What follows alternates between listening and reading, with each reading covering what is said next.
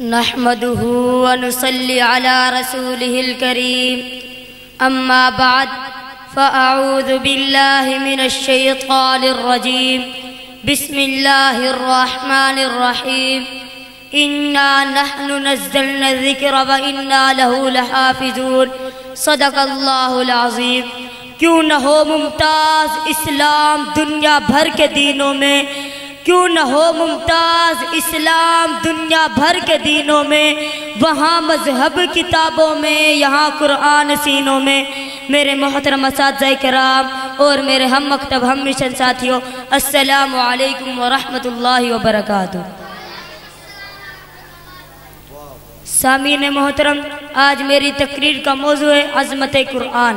سامعین محترم، قرآن مجید ایک ایسی عظیم کتاب ہے جسے دیکھنا ثواب، جسے سننا ثواب، جسے ہاتھ لگانا ثواب، جسے چومنا ثواب، جسے پڑھنا ثواب، جسے پڑھانا ثواب۔ قرآن مجید کے بارے میں اللہ رب العزت کے لاڈلے پیغمبر نے ارشاد فرمایا، اس کے ہر حرف کے بدلے 10 نیکیاں ملیں گے۔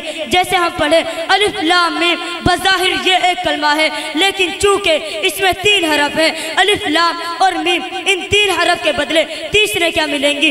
سامعین محترم، قرآن مجید سے پہلے جو کتابیں، جو صحیفے نازل ہوئے، کفار اور مشرکین نے ان میں رد و بدل کر دیا، اپنی من مرضی سے جو چاہا لکھ ڈالا، اپنی مرضی سے جو چاہا مٹا ڈالا۔ لیکن میں قربان جاؤں جناب محمد کے سینہ اطہر پر نازل ہونے والی مقدس کتاب پر کہ اس کے بارے میں اللہ رب العزت نے ارشاد فرمایا، اِنَّا نَحْنُ نَزَّلْنَا الذِّكْرَ وَإِنَّا لَهُ لَحَافِظُونَ، کہ ہم نے ہی اس قرآن کو نازل کیا اور ہم ہی اس کے محافظ ہیں۔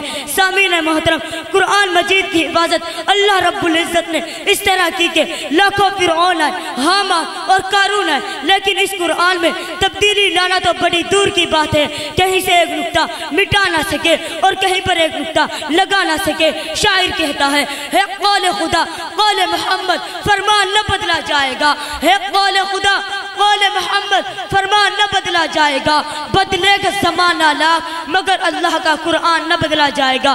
سامعین محترم، قرآن مجید ایک ایسی عظیم کتاب ہے، اس کے بارے میں اللہ رب العزت نے ارشاد فرمایا، اگر ہم قرآن کو پہاڑ پر اتار دیتے تو دیکھ لیتے پہاڑ اللہ تعالیٰ کے خوف سے دب کر پھٹ جاتا۔ قرآن مجید وہ راستہ بتاتا ہے جو سب سے سیدھا ہے، اور یہ قرآن ایمان والوں کو خوشخبری سناتا ہے۔ قرآن مجید کو جتنا پڑھا جائے اتنی خوبصورتی بڑھتی چلی جاتی ہے، اس کی تلاوت کی بدولت زندگی پرسکون ہوتی چلی جاتی ہے۔ پھر میں کیوں نہ کہوں، جہاں میں انقلاب آیا قرآن کی تلاوت سے، جہاں میں انقلاب آیا قرآن کی تلاوت سے، منور ہے جہاں قرآن کی نور و صداقت سے۔ یہی قرآن محبوب خدا کے دل پہ اترا تھا، ہدایت بن کے اترا تھا، زمانے بھر میں چمکا تھا۔ اسی قرآن نے ہم کو حافظ و قاری بنایا ہے، اسی قرآن نے ہم کو رسول اللہ کے منبر پر بٹھایا ہے۔ وَمَا عَلَيْنَا إِلَّا الْبَلَاغُ الْمُبِينُ۔